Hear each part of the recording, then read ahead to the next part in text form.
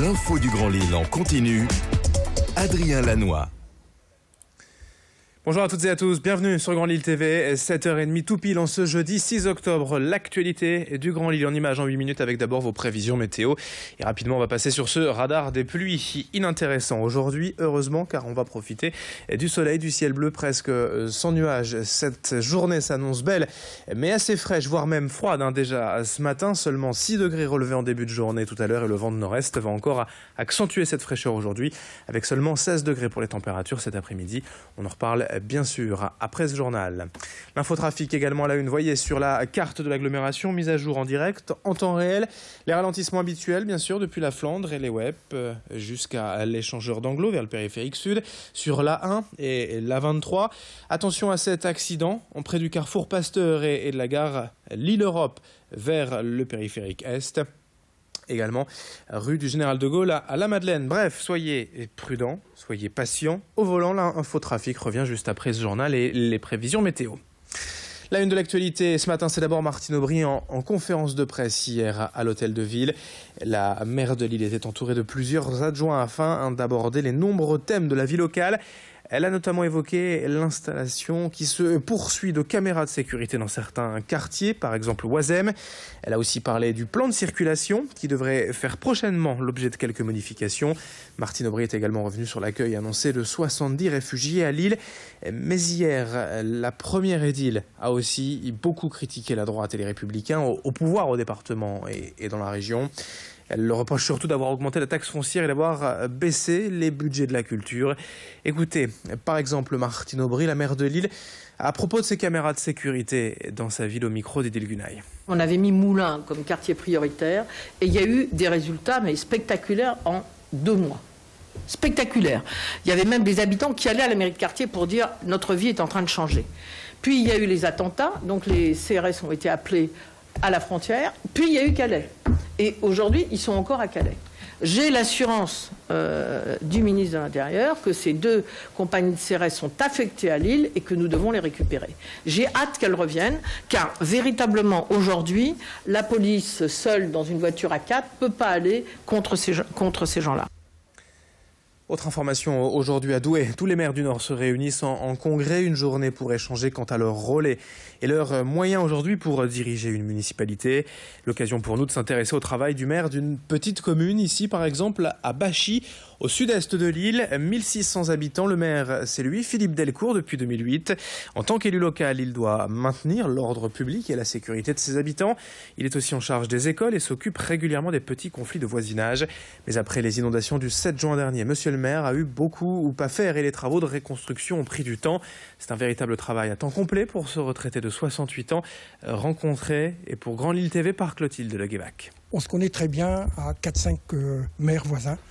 Tous les maires qui nous touchent ici, même le bourgmestre de Rhume, commune belge, on travaille avec lui. Donc on est habitué à travailler ensemble, on doit travailler ensemble, je dirais. Par exemple, un cas tout simple, on avait une commission logement pour affecter un logement. Bon, il y a eu des habitants proposés aussi bien des 3 communes environnantes, quoi. On travaille vraiment ensemble. Et après, on travaille au sein de la communauté de communes.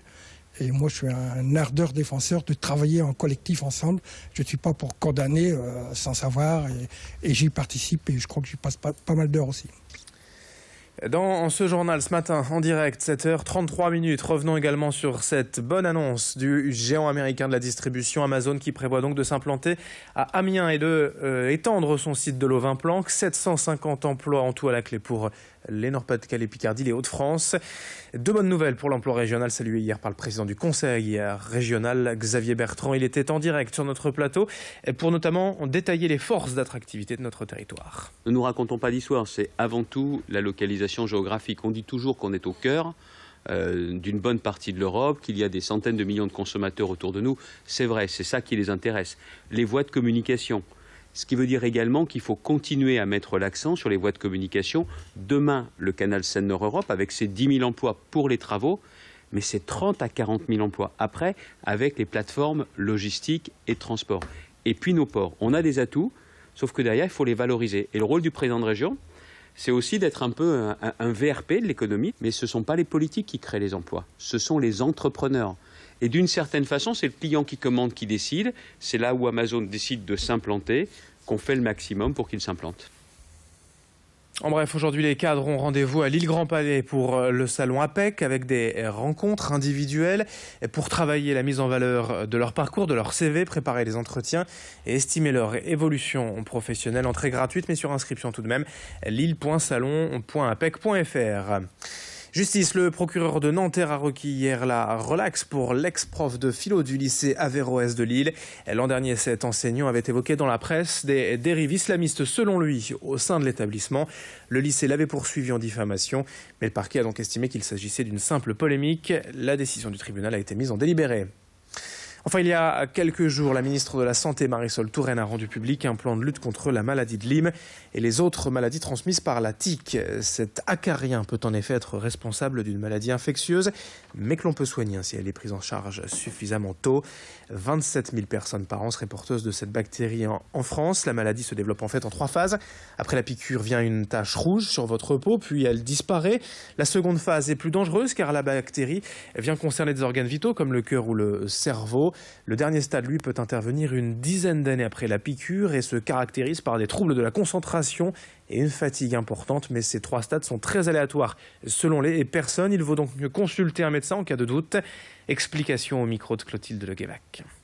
Des patients qui peuvent être admis pour une insuffisance cardiaque, par exemple, des palpitations, de ce que nous on appelle des troubles du rythme du cœur. Et tout ça, ça peut être le signe de l'atteinte du cœur par la bactérie.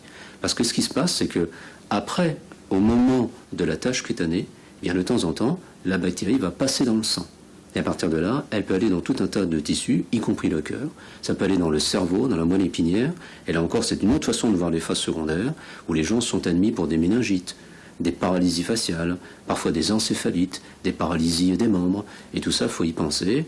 Et l'une des causes maintenant de ces manifestations neurologiques, ça peut être la maladie de Lyme. Allez, fin de ce journal, jeudi 6 octobre, en direct sur Grand Lille TV, 7h37. Vos prévisions météo à suivre dans un instant. Et l'infotrafic, à tout de suite.